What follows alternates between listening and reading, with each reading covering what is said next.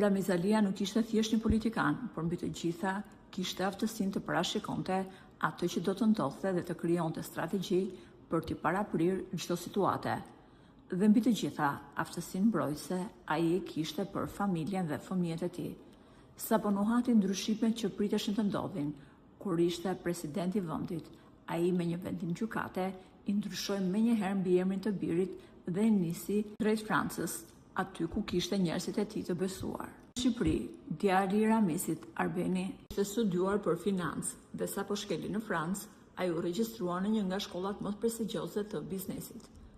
Askush nuk ka ditur të thotë se si ka shkuar jeta e djalit të Ramiz Alis në Francë, dhe kjo për një arsye tjetër, sepse nuk mund ta lidhnin dot me mbiemrin e tij të vërtet, Alia.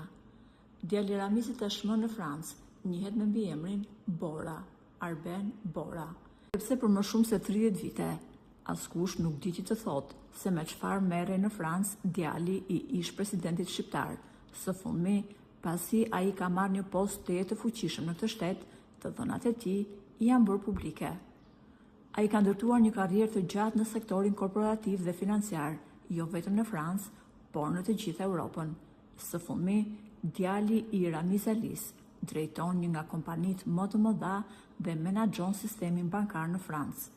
Jo çdo kush mund të vihet në krye të kësaj kompanie dhe firmën përfundimtare për emërimin në krye të saj e jep vetë presidenti francez Macron.